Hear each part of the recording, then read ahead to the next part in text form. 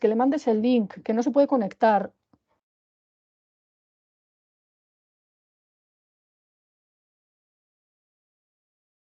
Ahora se lo mando, Ana. Vale, pues vamos hablando. Vale, hola, buenos días a todos. Hoy queremos mostraros el seminario titulado Hacia una viticultura sostenible, una exploración toxicológica, genética y metabólica del mecanismo de acción de sustancias básicas contra Plasmopara vitícola, agente causal del mildiu en la vid. Este seminario supone la presentación de la tesis que Diego ha estado haciendo con nosotros durante 4 años. Y que tendrá lugar su defensa el próximo lunes, día 29. Hoy supone un ensayo y os agradeceríamos que, bueno, pues que le hicieseis aportaciones tipo preguntas a las que probablemente se pueda haber enfrentado el próximo día en su defensa. ¿Vale, Diego?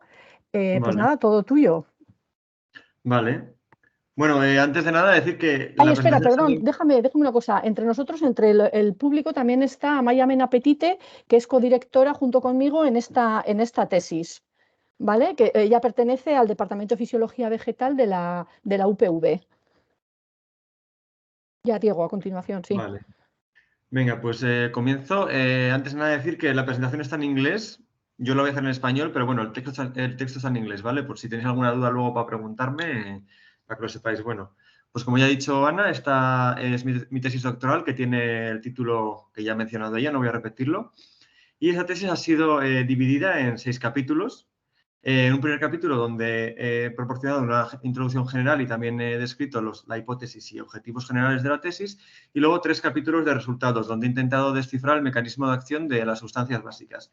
Y ya por último he incluido un capítulo 5 donde he desarrollado una discusión general y un capítulo 6 con las conclusiones más generales. En esta tesis no hablaré del capítulo 5 ya que durante los capítulos 2, 3 y 4 ya aporto datos relevantes que hacen entender pues por qué el mecanismo de acción desencadenado por esas sustancias es importante para entender la tesis.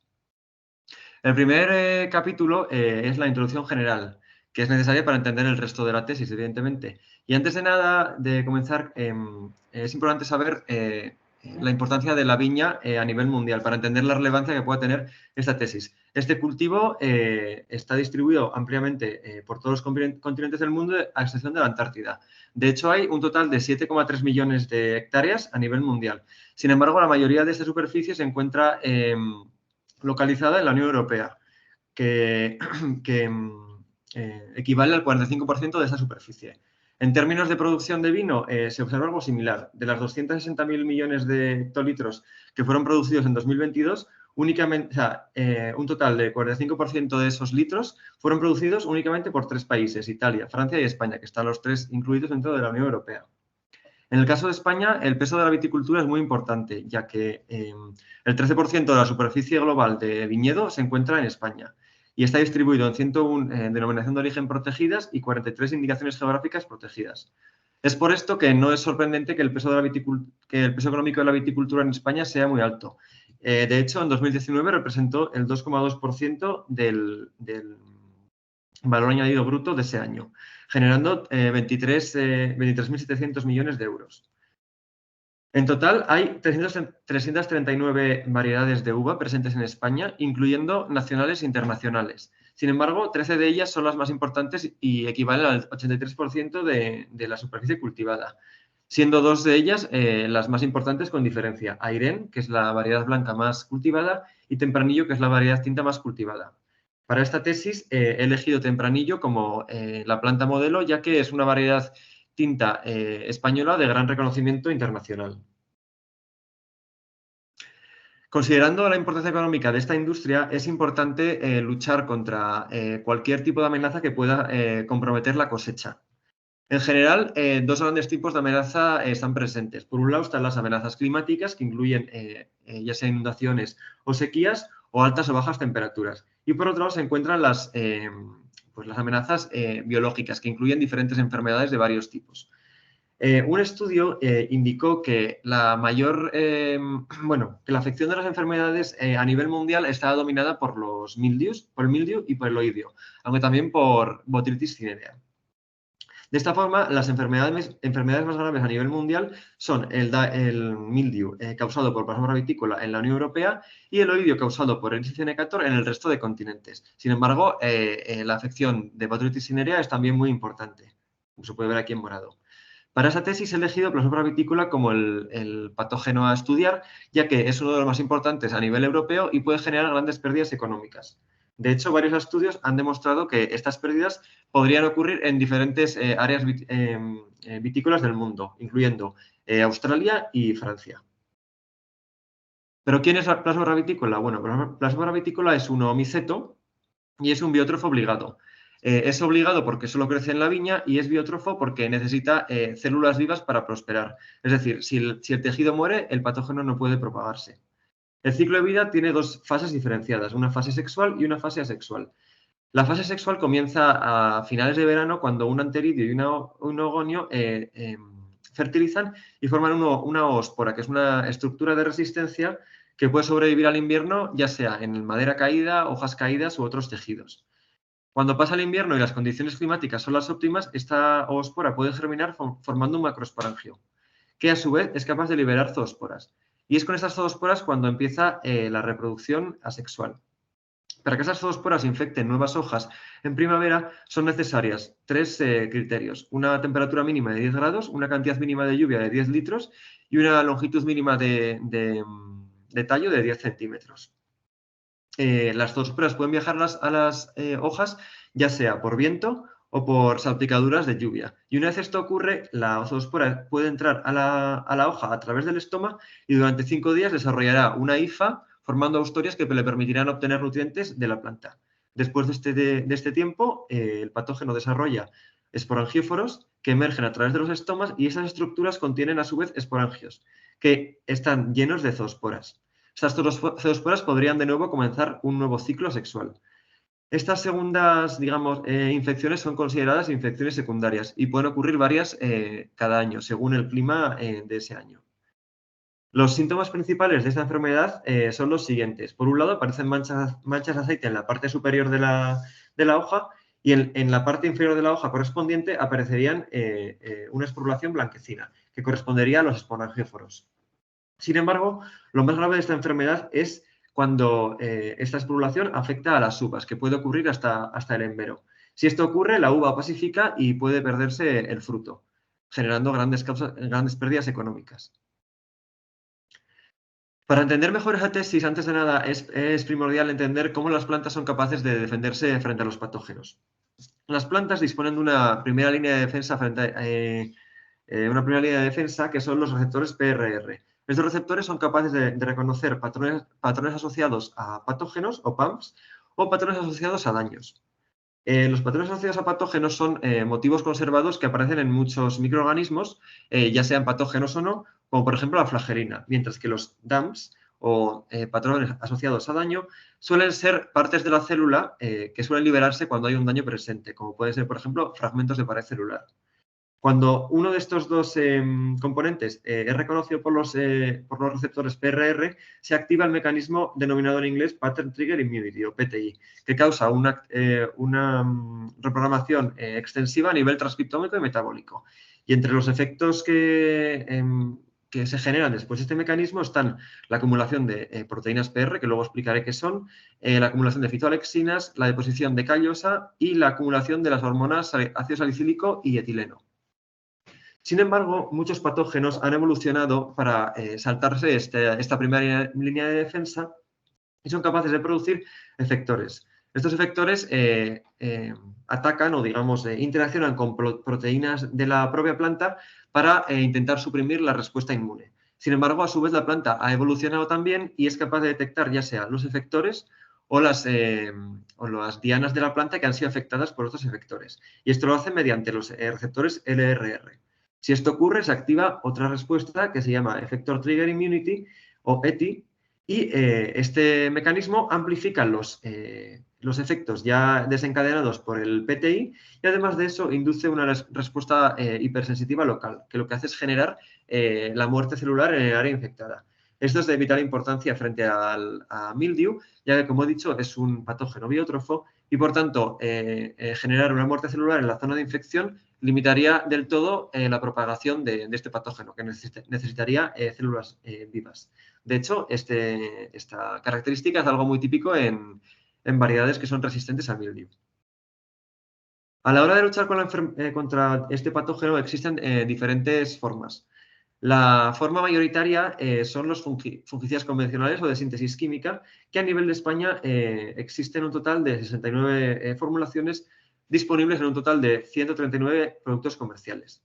Estos fungicidas convencionales tienen diferentes modos de acción que actúan a diferentes niveles a nivel celular e incluyen, por ejemplo, el cobre, que actúa en varios niveles al mismo tiempo.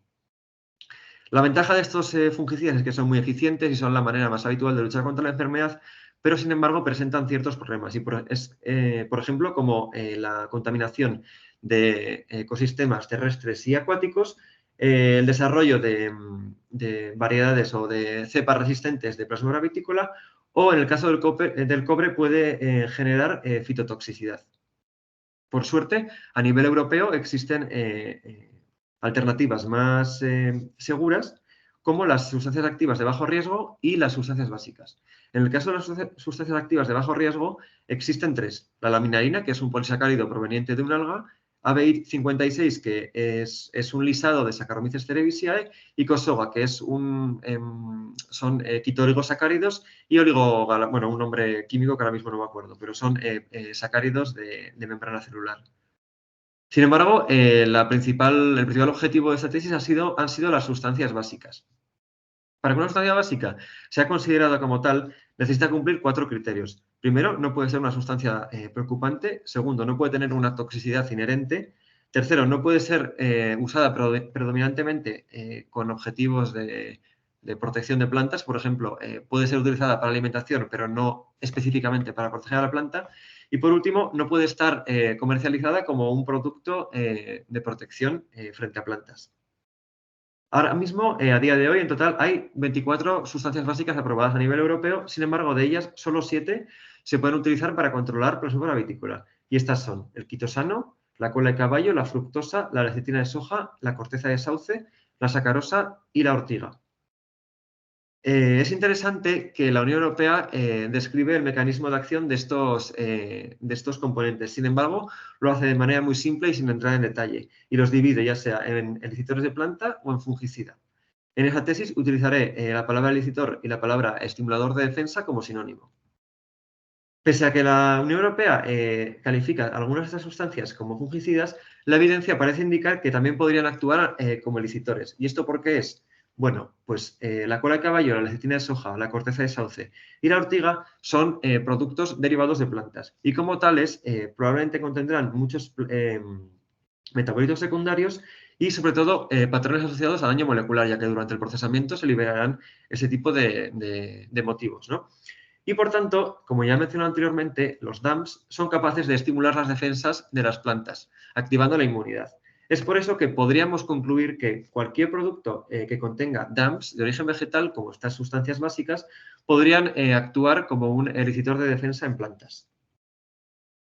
Por tanto, considerando todo lo anterior, el contexto de esta tesis es el siguiente. Primero, hay que considerar que la situación actual de la viticultura depende principalmente de fitosanitarios convencionales, que son muy efectivos pero presentan ciertos problemas. De hecho, hay un total de 69 fungicidas convencionales frente a 10 alternativas más seguras. Sin embargo, el mecanismo de acción de estas alternativas seguras es muy desconocido de muchas maneras y, de hecho, incluso la Unión Europea no aporta ningún detalle específico molecular sobre su mecanismo de acción. Por tanto, sería interesante en un futuro estudiar este mecanismo de acción para aumentar la aceptación o la popularidad de estos productos a nivel de viticultores. Por tanto, en esta tesis se establecieron las siguientes hipótesis y objetivos generales. La hipótesis general fue que los productos comerciales basados en sustancias básicas se comportan como estimuladores de defensas en plantas de viña y son capaces de estimular la defensa natural de las plantas protegiéndolas frente a mildiu. Para demostrar esta hipótesis se propuso el siguiente objetivo general: descifrar el mecanismo de acción de estos productos comerciales para evaluar su capacidad de estimulación potencial. Para conseguir este objetivo, la tesis se organizó en 3 diferentes capítulos de resultados. En un primer capítulo, el capítulo 2, se seleccionaron una batería de productos alternativos y se analizó objetivamente su eficiencia frente a la sombra vitícola. Y después se analizó su toxicidad, utilizando un enfoque toxicológico. Después, en los capítulos 3 y 4, los productos que fueron seleccionados en el capítulo 2 se sometieron a un análisis de su mecanismo de acción, tanto genético como metabólico, y tanto en presencia como en ausencia del patógeno. Estos 3 enfoques, el toxicológico, el genético y el metabólico, trataron de responder a la siguiente pregunta. ¿Son algunas sustancias capaces de estimular las defensas en la niña? Con esto en mente, voy a proceder a explicar el capítulo 2, donde se seleccionaron una serie de productos eficientes frente a mildiu y se analizó la toxicidad directa frente al patógeno. En este capítulo se analizaron 3 objetivos específicos. En un primer objetivo se evaluaron diferentes productos comerciales y se seleccionaron objetivamente aquellos que eran más eficientes en prevenir la enfermedad frente al patógeno. En un segundo objetivo se analizó la toxicidad de estos productos a nivel de germinación de las esporangias y a nivel de zoosporas. Y por último se evaluó la efectividad de estos productos ya a nivel más de planta entera en un ensayo con condiciones controladas de alto riesgo para la enfermedad. Los productos analizados en este capítulo fueron los siguientes. Incluían productos de diferente naturaleza, como sustancias activas de bajo riesgo, bioestimulantes, sustancias básicas o incluso productos mezclas de sustancia básica. Como control positivo se utilizó BABA, que es un estimulador de defensas ampliamente conocido y muy utilizado en ese tipo de estudios. Las dosis utilizadas fueron estas de aquí y fueron aquellas recomendadas por el fabricante. En un primer ensayo se realizó un ensayo de disco preventivo. Se eligió ese tipo de ensayo ya que permite obtener una gran cantidad de información en un corto periodo de tiempo y, por tanto, son muy útiles. Así, en general, discos de hojas fueron tratados con los diferentes productos comerciales y un grupo de disco de hoja se infectó a diferente tiempo cada vez, a 1 día, 2 días y 4 días después del tratamiento. Los resultados demostraron diferentes eficacias según el producto. Para seleccionar aquellos productos comerciales más eficientes se estableció un mínimo del 30% de reducción de esporulación en cualquiera de los tiempos. Esto permitió seleccionar al control positivo, que ya suponíamos que iba a ser eficaz, y a los productos Lesoy, Leci, Salix y Kit, que casualmente estaban todos compuestos de sustancias básicas. De esta manera, Lesoy contenía lecitina de soja, Leci, lecitina de soja y cola de caballo, Salix, lecitina de soja y un poquito de quitosano, y Kit contenía únicamente quitosano. Todos los siguientes experimentos de la tesis fueron realizados únicamente con estos productos. Lo siguiente que hicimos fue analizar la toxicidad directa de los productos frente al patógeno. Para esto se realizaron 2 tipos de ensayos. Por un lado, las esporangias del patógeno se mezclaron con el producto a la dosis recomendada y se dejaron durante 2 horas actuando. Después de estas 2 horas se midieron la cantidad de zoosporas móviles y la esporulación 7 días después de la infección. Las mismas mezclas utilizadas para contar zoosporas fueron utilizadas para infectar los discos.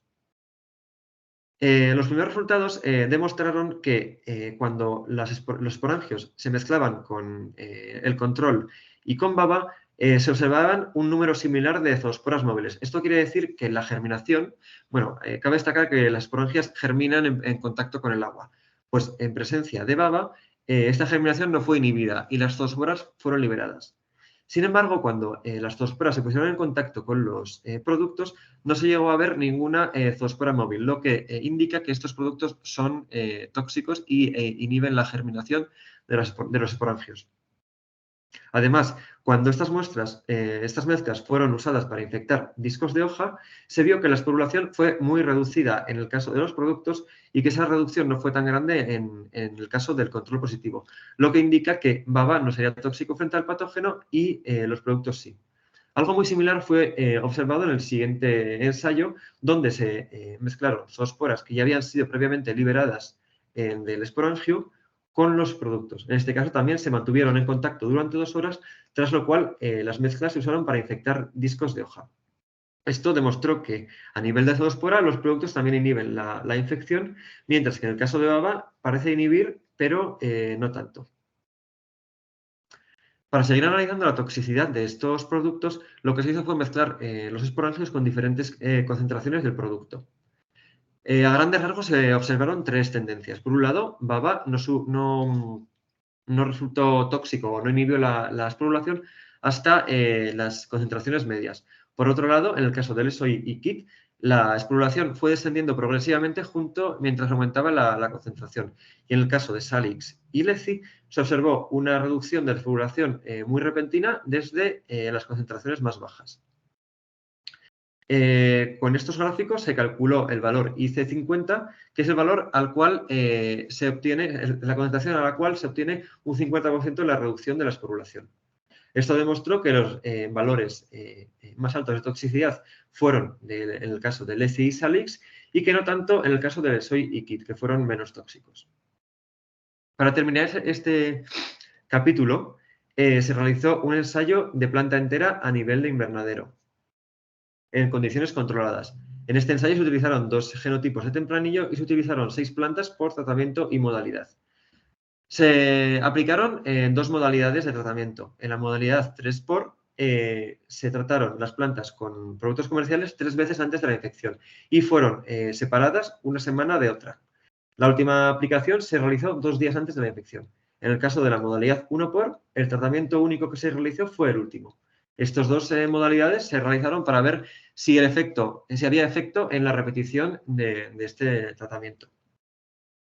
Una vez se dio el último tratamiento, 2 días después se procedió a la infección de las plantas, que se hizo infectando las 6 hojas totalmente extendidas más superiores de la planta.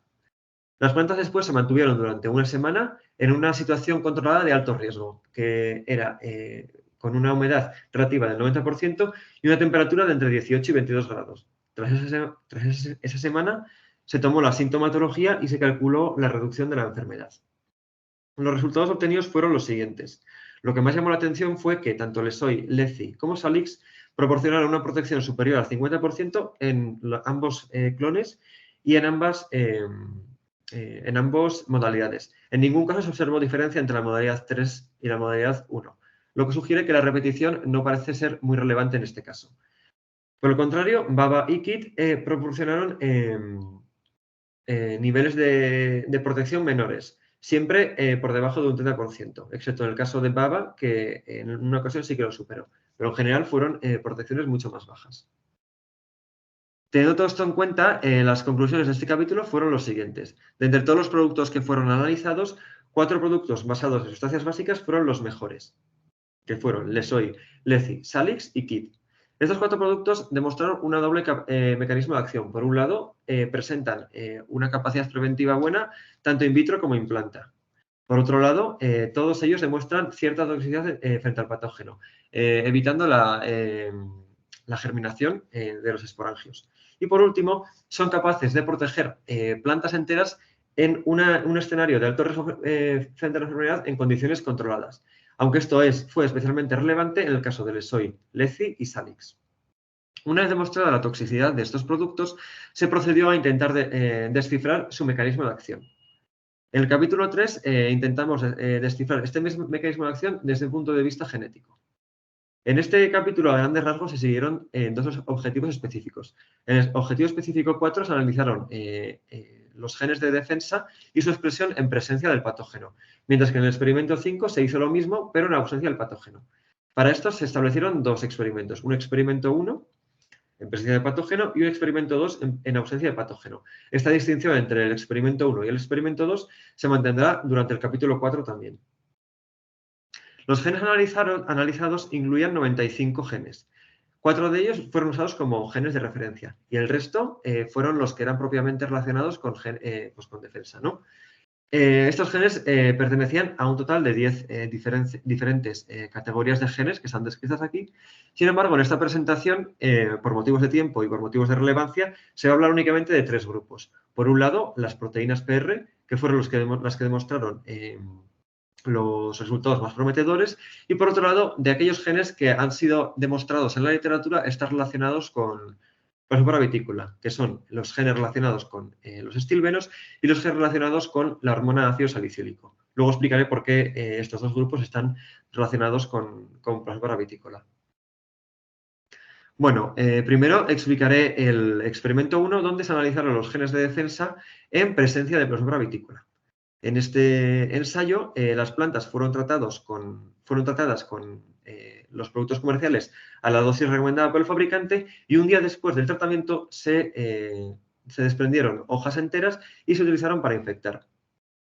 Después de la infección, o sea, antes de la infección y un día, 3 días y 7 días después de la infección, se cogieron muestras que fue donde se analizaron la expresión de los genes.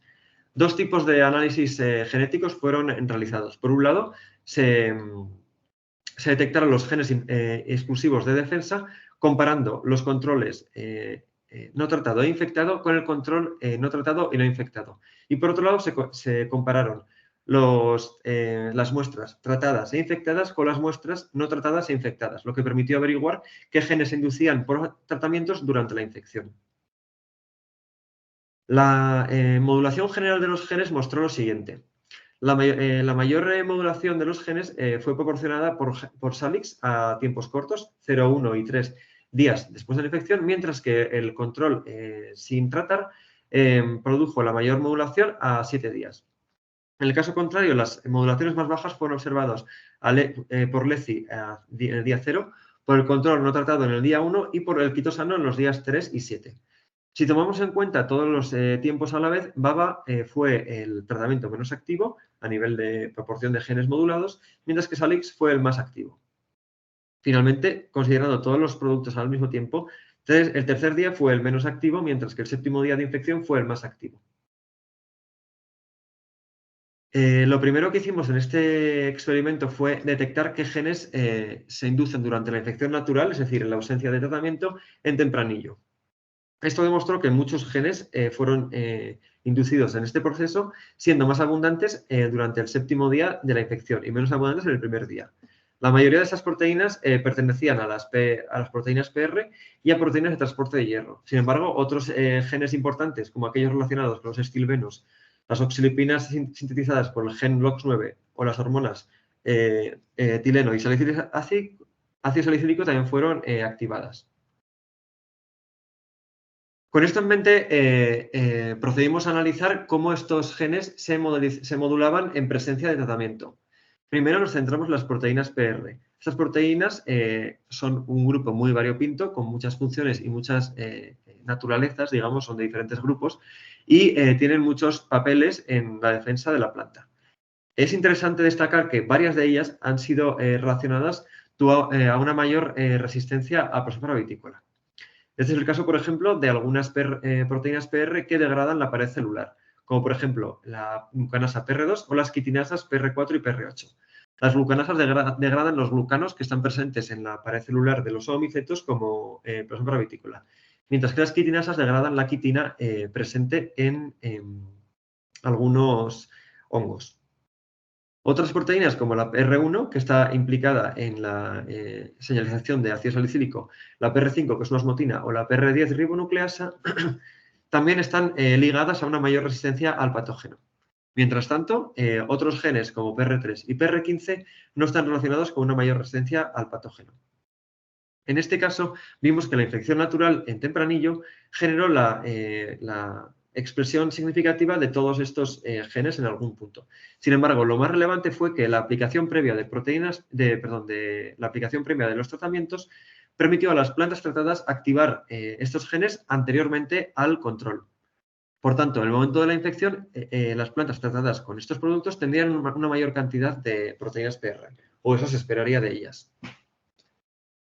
El siguiente grupo fueron los estilbenos. Como ya he mencionado anteriormente, los estilbenos juegan un papel importante en la infección de Plasmófora vitícola y forman parte del grupo, del tipo de moléculas llamadas fitoalexinas.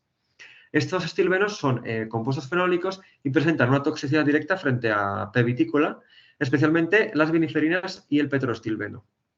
Estas se sintetizan desde la fenilalanina por medio de los genes PAL y STS, que forman el resveratrol. El resveratrol es la unidad que se usa para construir el resto de estilbenos. Es relevante la cantidad y tipo de estilbenos a la hora de hablar de la resistencia a Plasmodium vitícola. De hecho, las variedades resistentes tienden a acumular más resveratrol y piceidra, que son dos estilbenos menos tóxicos frente al patógeno. La piceidra se produce por glicosilación del resveratrol. Mientras tanto, los genotipos resistentes tienden a acumular más petrostilbeno y viniferina, que se produce ya sea por dimetilación o por dimerización. En cualquier caso, varios estudios han demostrado que la acumulación en las variedades resistentes se debe a una mayor y más rápida expresión de los genes de biosíntesis en las variedades resistentes comparadas con las susceptibles. En este caso, la infección natural del tempranillo activó la síntesis de los 3 genes biosintéticos, ya sea PAL, STS y ROMT. Es interesante destacar que algunos de estos genes fueron anticipados tras la aplicación de los patógenos, tras la aplicación de los tratamientos. Por ejemplo, aquellas plantas tratadas con Leso y Salix anticiparon la expresión de PAL, STS y ROMT. ROMT únicamente en el caso del Lesoy. Otros tratamientos fueron capaces de activar estos genes, pero siempre más tarde que el control. Por tanto, no presentaron esta anticipación en el tiempo. Esto demuestra que la síntesis o la expresión de los genes relacionados con estilbenos se inducen en tempranillo durante la infección natural y que únicamente Lesoy y Salix son capaces de anticipar esa expresión. El siguiente grupo de genes fue aquel relacionado con la hormona ácido salicílico. Esta hormona es una hormona muy importante en la defensa de las plantas, como he mencionado anteriormente, y se expresa en los genotipos resistentes durante la infección de P. vitícola, pero no en los genotipos sensibles.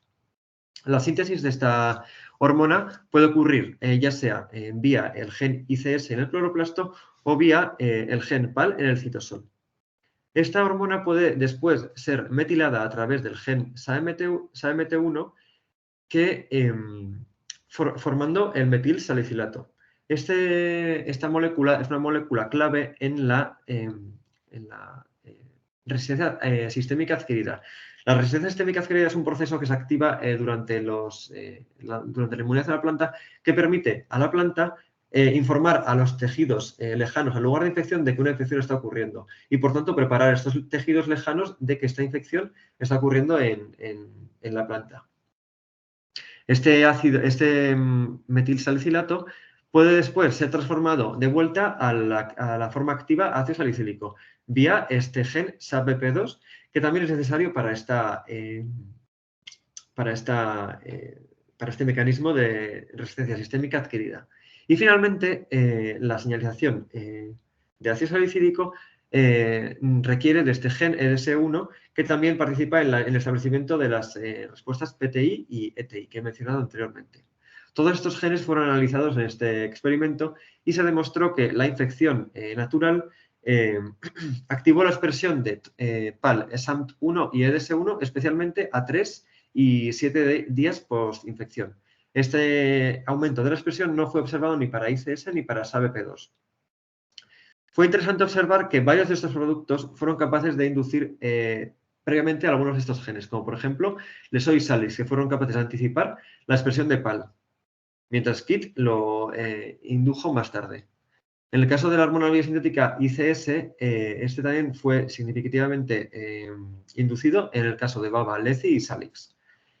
Y en cuanto a los genes relacionados con la resistencia sistémica adquirida, SAMT1 se anticipó tanto en Lesoy como en Salix. Y en el caso del SABP2, esta fue significativamente inducida tanto en Leci como en Salix. Finalmente, EDS1 fue únicamente inducido en Salix. Todos estos resultados pues son un poco batiburrillo, pero lo que vamos a sacar en claro es que, ácido salicílico parece actuar y participar en la infección a tiempos medios, pero que en el caso de los productos algunos genes se activan y otros no. Y el único tratamiento donde hay una clara participación de ácido salicílico es el Salix, que activa los 5 genes en algún momento. Por tanto, las conclusiones de este experimento fueron las siguientes. Durante la infección natural en tempranillo, Plasmodium vitícola induce la expresión de muchos genes. Los grupos más importantes fueron las proteínas PR y aquellos genes relacionados con la síntesis de estilbenos y la hormona ácido salicílico. La aplicación de los productos un día antes de la infección modifica la expresión de estos genes. Por un lado, todos los productos son capaces de anticipar en el tiempo la expresión de las proteínas PR comparando con el control. Mientras tanto, Lesoy y Salix pueden anticipar los genes relacionados con la síntesis de estilbenos, mientras que Salix fue la única capaz de anticipar la síntesis de genes relacionados con el ácido salicílico. Ahora voy a proceder a... Voy a beber un poco de agua.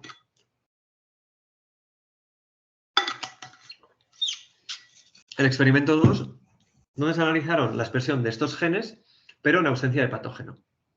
En este experimento, plantas enteras fueron tratadas con los productos a tiempo cero. Y luego, un día, 2 días, 8 días y 14 días después del tratamiento, se tomaron muestras para el análisis de RNA. En este caso, se compararon muestras tratadas con muestras no tratadas y en ningún caso fueron infectadas.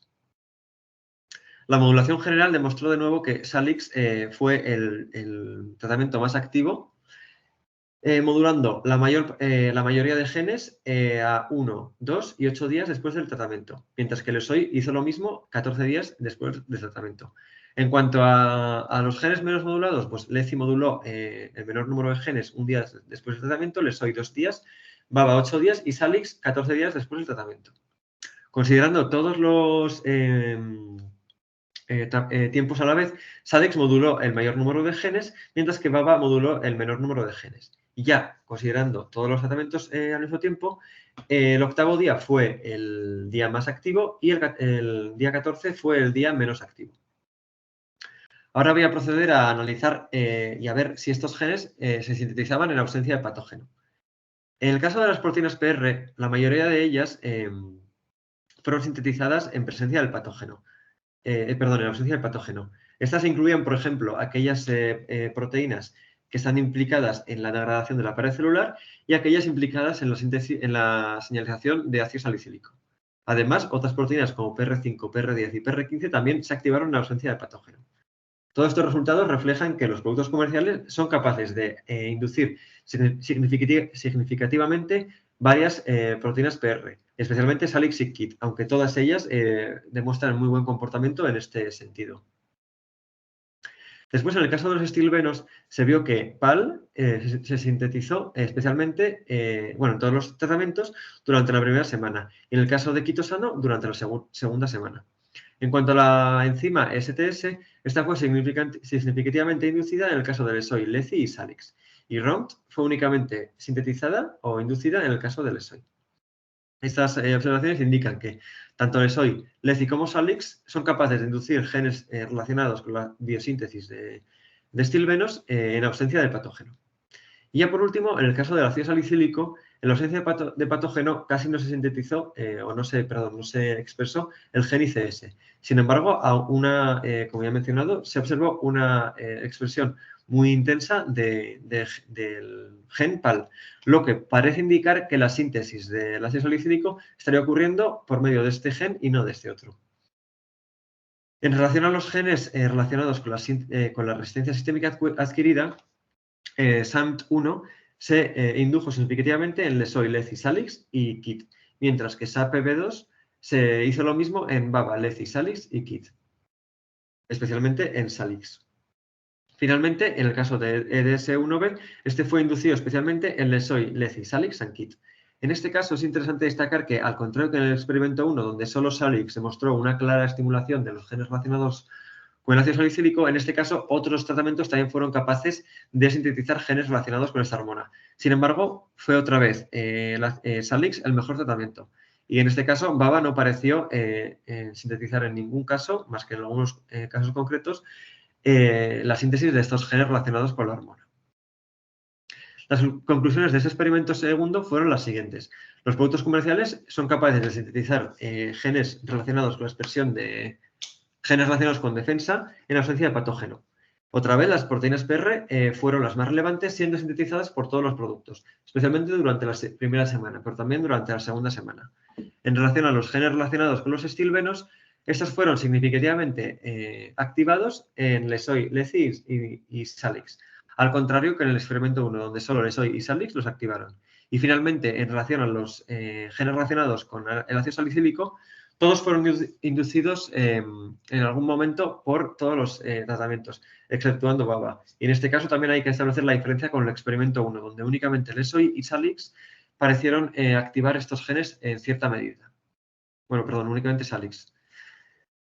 Ya para terminar, merece la pena destacar que en estos experimentos, además de estos genes, se han analizado otros muchos genes, de los que sin embargo no he hablado ya que los resultados no eran tan concluyentes y también por adecuarme un poco al tiempo de presentación. Sin embargo, otros hallazgos interesantes fueron los siguientes. Por ejemplo, todos los tratamientos en el experimento 1 fueron capaces de sintetizar genes relacionados con la síntesis de oxilipinas. Las oxilipinas son metabolitos secundarios que provienen de lípidos y tienen diferentes funciones en la defensa de las plantas. También todos los productos fueron capaces de expresar el gen GST1, que es un gen relacionado con la detoxificación de especies reactivas de oxígenos y que puede ser relevante durante la defensa de las plantas. En ambos casos, los productos fueron capaces de anticipar la expresión de estos genes. En otros casos, como en Salix, y en el resto de tratamientos también, fueron capaces de inducir la lignificación o la síntesis de lignina anteriormente al patógeno, anteriormente al control. En el caso del experimento 2, también se detectaron varios hallazgos interesantes. Por ejemplo, en el caso de Salix, este indujo la síntesis activó la vía metabólica que se encarga de la síntesis de flavonoides durante prácticamente una semana. También se observó presencia de lignificación en la ausencia del patógeno, especialmente en Salix, y también se observó una expresión muy intensa de GST1 y las enzimas LOX13 y LOX9, tanto en Salix como en el resto de patógenos, resto de tratamientos, pero especialmente en Salix. Una vez analizada la expresión genética en presencia y ausencia de patógeno, se procedió a analizar la modulación metabólica en estas mismas condiciones, para lo cual procederé al capítulo 4, donde se analizó, como ya he dicho, la influencia de estos productos en el perfil fenólico en viña. En este caso, se realizaron también dos objetivos específicos, el 6 y el 7, donde se analizó la modulación fenólica tanto en presencia como en ausencia de patógeno, que correspondían otra vez al experimento 1 y al experimento 2. Las mismas muestras que se utilizaron en el experimento 3 fueron utilizadas en el experimento 4. En este capítulo se utilizó la siguiente metodología, ¿no? En un primer momento, las muestras fueron extraídas, los metabolitos fueron extraídos de las muestras en una disolución al 80% de metanol. Y después de varios pasos, que no están incluidos aquí, pero que están en el manuscrito de la tesis, se obtuvo un extracto crudo que fue inyectado en el espectrómetro de masas acoplado a una UHPLC, una cromatografía líquida de ultra precisión. Después de esta inyección, el aparato fue capaz de detectar todos los metabolitos presentes en la muestra y analizó su masa. Después, los datos relacionados con esta masa fueron añadidos a la base, al programa Metaboscape, y ahí los metabolitos fueron anotados en base a su masa usando la librería Phenolic Library que se preparó para este trabajo y que incluía todos los fenoles, incluía varios fenoles y sus masas moleculares que fueron extraídas de bases de datos online. Tras esto, y como se detectaron un gran número de fenoles, se realizó un análisis estadístico para seleccionar aquellos que eran más relevantes. Para esto se utilizaron test estadístico que mencionaré más tarde. Tras esto, los metabolitos relevantes fueron identificados en base a su fragmentación. Durante este proceso de espectrómetro de masas, las moléculas aportan datos sobre su peso molecular total y datos sobre su fragmentación. ¿Esto qué es? Bueno, las moléculas durante el proceso son fragmentadas generando fragmentos de diferentes tamaños. Y estos fragmentos suelen ser exclusivos de cada molécula, porque dos moléculas pueden tener la misma masa molecular, pero diferentes fragmentos. Y comparando estos fragmentos se puede identificar con mayor seguridad la naturaleza de estos metabolitos. Para esta identificación se realizó de dos maneras, automáticamente en Metaboscape y manualmente comparando con bases de datos. Una vez llevada a cabo esta identificación, se analizó la acumulación diferencial de los metabolitos relevantes entre tratamientos. Ahora voy a proceder a analizar el análisis de estos metabolitos en presencia y ausencia del patógeno. En presencia del patógeno, es decir, en el experimento 1, lo primero que hicimos fue detectar los fenoles relevantes en la infección natural. Para esto se usaron 3 test estadísticos que compararon las muestras no tratadas e infectadas con las muestras no tratadas y no infectadas. Se utilizaron 3 test, un análisis multifactorial, un volcano plot y los VIP scores, que permitieron detectar los fenoles relevantes. Los fenoles relevantes fueron aquellos que aparecían en al menos los 3 tiempos en cualquiera de los test estadísticos. Estos incluían una gran variedad de fenoles, entre los cuales destacaron sobre todo los estilbenos y la hormona ácido salicílico. Después se procedió a detectar los fenoles relevantes en general, es decir, incluyendo los controles anteriores más los tratamientos. Para esto, otra vez, se utilizaron 3 test estadísticos, en este caso un análisis multifactorial, una ANOVA y los VIP scores. Y de nuevo, aquellos fenoles fueron considerados relevantes si aparecían en al menos 3 de los tiempos en cualquiera de los test estadísticos. Esto permitió seleccionar los siguientes genes, que fueron identificados en base a su fragmentación, ya sea automáticamente en Metaboscape o manualmente comparando con bases de datos disponibles. Algunos de los fenoles no pudieron ser identificados debido a la falta de datos de fragmentación, ya que durante el análisis algunos metabolitos pueden no arrojar datos de la fragmentación. La mayoría de estos fenoles relevantes pertenecieron a 3 grupos. Por un lado estaban aquellos grupos que fueron inducidos durante la infección natural, que fueron los ácidos salicílicos y los estilbenos, y por otro lado estaban aquel grupo que no fue inducido naturalmente por el patógeno, y que fueron los flavonoides. Ahora voy a proceder a analizar la acumulación diferencial entre tratamientos de los fenoles relevantes. La infección natural fue capaz de acumular resveratrol entre los estilbenos, especialmente a tiempos tardíos. En el caso de los productos, Salix fue únicamente el único capaz de acumular este fenol, este estilbeno previamente, acumulando el resveratrol en los días 0, 1 y 3 postinfección y teniendo una acumulación similar al control en el último día. En este capítulo también lo que se hizo fue un análisis de correlación entre los genes analizados en el capítulo 3 y los metabolitos subsecuentes del capítulo 4. Esto reflejó que, por ejemplo, uno de los resveratroles tenía una correlación positiva con PAL y STS y también se observaron correlaciones negativas con ROMT. Esto se esperaba ya que PAL y STS participan en la síntesis de resveratrol y ROMT no participa en esa síntesis, sino que participa en la síntesis de peterostilbeno. Otros estilbenos seleccionados como relevantes fueron los dímeros de resveratrol o viniferinas. De igual manera, al resveratrol, estos dímeros fueron acumulados especialmente por la infección natural a tiempos tardíos. En el caso de los productos, otra vez fue Salix el único tratamiento que fue capaz de aumentar la acumulación de viniferinas, especialmente a tiempos cortos hasta el tercer día después de la infección.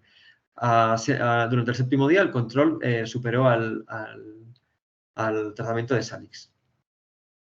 Se observaron también pequeños incrementos en el caso de Baba y Kit, pero en cualquier caso mucho menores. En cuanto a la relación entre los genes y metabolitos, se observaron de nuevo correlaciones positivas con PAL y STS y negativas con ROMT. Finalmente, los 2 últimos estilbenos relevantes que fueron seleccionados fueron el pizeido y el peterostilbeno. En este caso, la infección natural de nuevo acumuló estos estilbenos a tiempos tardíos, entre el 3er y el 7º día postinfección. En este caso, Salix fue capaz de inducir el pizeido durante los días 0, 1 y 3 días postinfección y peterostilbeno a 0 y 1 días postinfección. Además de Salix, otros tratamientos fueron también capaces de acumular estos estilbenos, pero en menor medida. Las correlaciones demostraron de nuevo una correlación positiva entre el pizeido y PAL y negativa con ROMT. Fue interesante observar también que peterostilbeno fue el único estilbeno que no tuvo una correlación negativa con ROMT. Y esto puede ser debido a que esta enzima participa en su biosíntesis. En conclusión, podríamos decir que la acumulación de estilbenos está presente durante la infección natural en los días 3 y 7 después de la infección. Esta acumulación es especialmente relevante y es mejorada especialmente por Salix. pero también por otros tratamientos, aunque en mucha menor medida. Salix, de hecho, es el tratamiento que destaca por encima de todos ellos. El siguiente grupo de fenoles seleccionados fueron aquellos relacionados con la hormona del ácido salicílico. En este caso, la infección natural acumuló esta hormona también a tiempos tardíos, como en el caso de los estilbenos.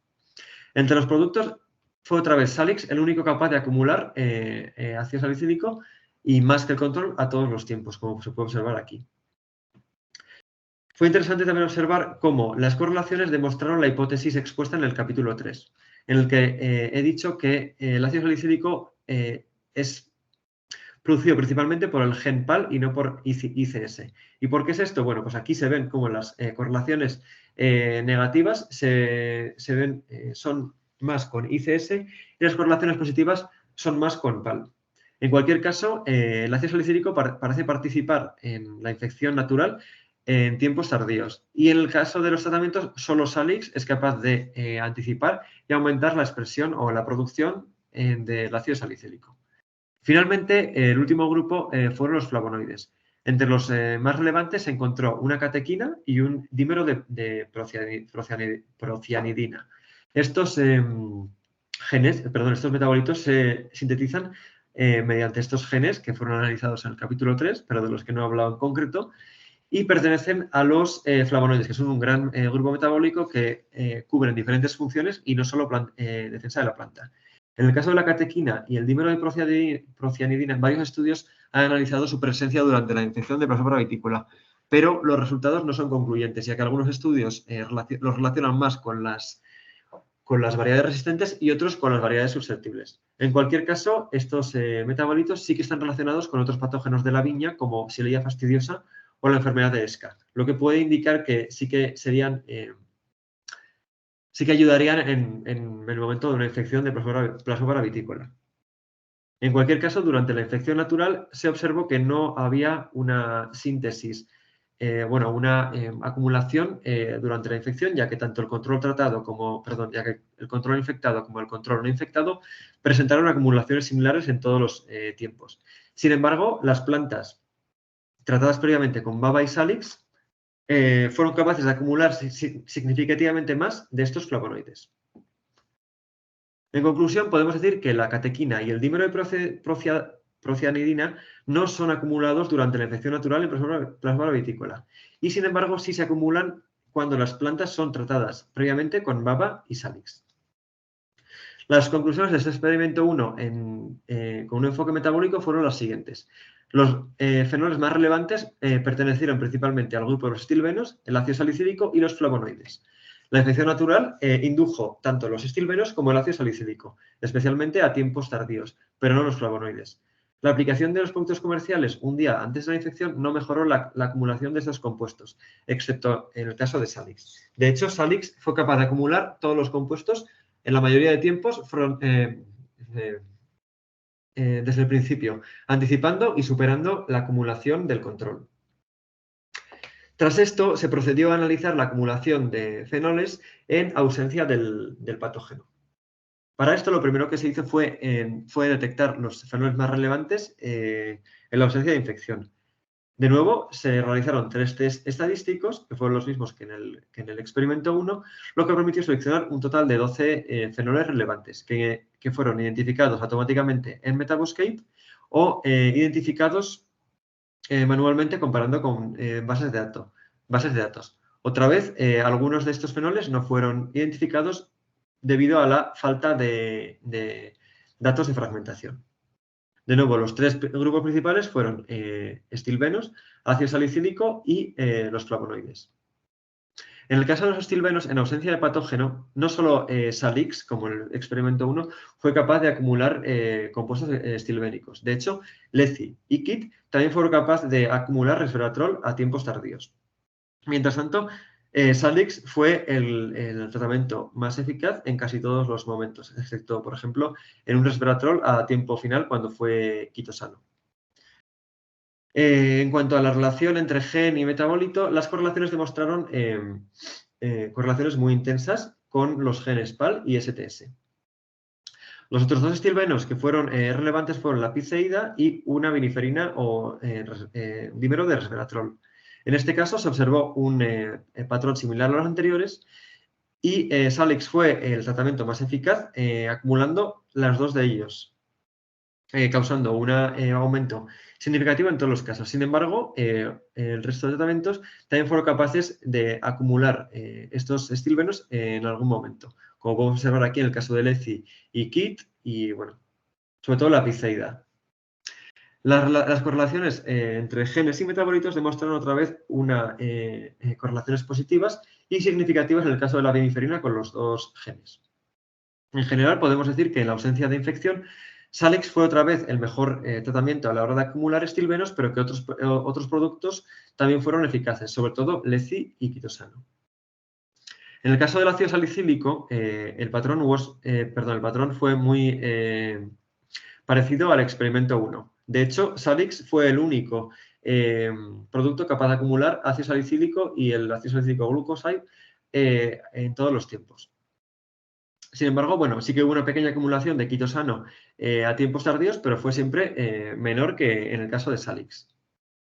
Las correlaciones entre genes y metabolitos demostraron otra vez una correlación positiva con PAL y una correlación negativa con ICS, lo que demuestra otra vez que esta hormona estaría siendo producida por medio de esta vía y no por medio de esta otra. Por tanto, en ausencia de patógeno, solo Salix acumula ácido salicílico otra vez, pero hay una acumulación muy limitada en el resto de tratamientos. Y ya para finalizar, el último grupo fueron los flavonoides. En este segundo experimento, los flavonoides relevantes incluyeron una catequina y una irilona.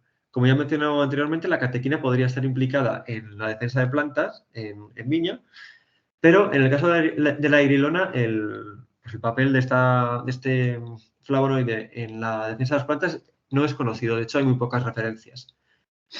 Lo que se observó fue que la catequina se sintetizó sobre todo en plantas tratadas con Salix. Sin embargo, en plantas tratadas con baba y lesoy, también se acumuló catequina a tiempos cortos y en el caso de LECI y KIT a tiempos tardíos. En el caso de la irilona, esta acumulación fue solo observada en el caso de Salix. Las correlaciones entre genes y metabolitos demostraron correlaciones positivas, sobre todo con catequina y todas las genes de la vía, y en el caso de la irilona, solo con los genes principales los primeros genes de la vía biosintética, los flavonoides. Esto demuestra que en ausencia de patógeno, la catequina se acumula en algún momento en la mayoría de tratamientos, mientras que la irilona no se acumula en ningún caso más que en las plantas tratadas con Salix. Las conclusiones del experimento 2 fueron las siguientes. Los fenoles más relevantes fueron otra vez, en ausencia de patógeno, estilbenos, ácido salicílico y flavonoides. En este caso, la aplicación de los productos comerciales mejoró la acumulación en más casos que en el experimento 1. De hecho, Salix fue el producto más eficiente otra vez, acumulando estilbenos, ácido salicílico y flavonoides durante el periodo de 2 semanas analizado. Sin embargo, otros tratamientos fueron también efectivos acumulando algunos de estos compuestos. Por ejemplo, LECI y KIT acumularon estilbenos y catequina a tiempos tardíos, KIT acumuló ácido salicílico a tiempos tardíos y tanto baba como lesoy acumularon catequina a tiempos tempranos. Con esto en mente voy a proceder a enumerar las conclusiones generales obtenidas en esta tesis. La primera es que los productos analizados demuestran una toxicidad directa frente al patógeno, inhibiendo la germinación de las zoosporas y la viabilidad de las zoosporas. Además, presentan valores bajos de IC50. En presencia de patógeno, los productos son capaces de inducir y anticipar la expresión de varios genes de defensa. Esta anticipación es especialmente relevante para las proteínas PR. Sin embargo, Salix es el producto más completo tanto en el número de genes anticipados como en el número de genes anticipados. En ausencia de patógeno, los productos analizados son capaces de inducir la expresión de varios genes relacionados de defensa y otra vez son las proteínas PR las más relevantes, cuya expresión se mantiene durante las 2 semanas después del tratamiento. Otra vez, Salix es el producto más prometedor debido al alto número de genes significativamente modulados que incluyen proteínas PR, pero también otros relacionados con los estilbenos, los flavonoides, las oxilipinas o la lignina, por ejemplo. En cuanto a análisis metabólico, este estudio ha demostrado que durante la infección del patógeno el perfil fenólico es modificado, especialmente por Salix, que es capaz de inducir la acumulación de stilbenos, el ácido salicílico, otros compuestos como carbacrol, catequina y el dímero de procianidina. El resto de productos demostraron resultados más modestos en este sentido, más similares al control. En ausencia de patógeno, los productos también fueron capaces de modificar el perfil fenólico de la viña, pero Salix fue otra vez el mejor tratamiento. De hecho, fue capaz de sintetizar estilbenos, ácido salicílico y otros compuestos. En este caso, otros tratamientos como LECI y KIT también fueron capaces de sintetizar algunos estilbenos y el ácido salicílico a tiempos tardíos. En contraste, baba y lesoy fueron menos eficaces. En general, la inducción de los compuestos fenólicos fue más robusta en ausencia de patógeno que en presencia de patógeno. También merece la pena destacar que todos los productos analizados son capaces de proteger a la viña frente a la infección de alguna u otra manera, tanto en ensayos de disco como en ensayos de hoja desprendida y en ensayos de planta entera. Sin embargo, los que más relevancia tienen son aquellos ensayos de planta entera. Y en estos casos, Lesoy, Leci y Salix redujeron la enfermedad de una mayor manera, en torno al 60-80%, mientras que KIT y baba causaron reducciones más bajas de en torno al 10-30%. Estas observaciones indican que tanto Lesoy, Leci como Salix son buenos candidatos a la hora de ser implementados en futuras estrategias de viticultura sostenible. Considerando todo lo anterior, queda claro que Salix es el producto que presenta un mecanismo de acción más completo, siendo capaz de inducir genes de defensa tanto en ausencia como en presencia de patógeno y también es capaz de acumular compuestos fenólicos tanto en ausencia como en presencia de patógeno. Por tanto, podría ser de todos ellos el producto más interesante a la hora de establecerlo en estrategias con bajo contenido en fitosanitarios convencionales. Y ya por último, me gustaría agradecer a mis supervisoras, Ana y Amaya, que me están escuchando hoy, y a las estancias que he realizado. Por un lado, la estancia de Lisboa, donde pude realizar la extracción de metabolitos y el análisis de su naturaleza, y por otro lado, la estancia breve que realicé en Burdeos, donde me proporcionaron todos los primers necesarios para el análisis de los genes de defensa. Y ya con esto, pues, terminaría mi presentación. Si tienes alguna pregunta, pues quedo a vuestra disposición.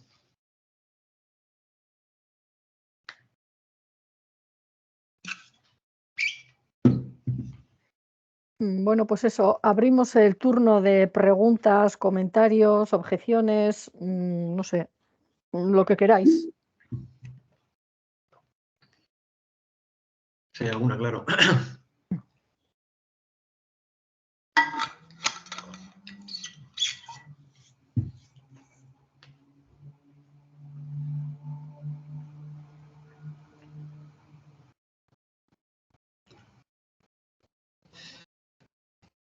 ¿No hay preguntas entonces? Nada, todo claro.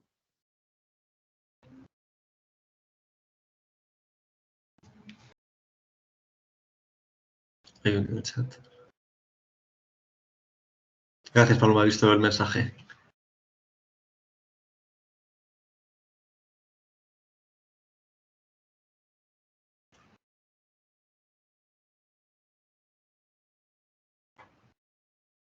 Pues nada.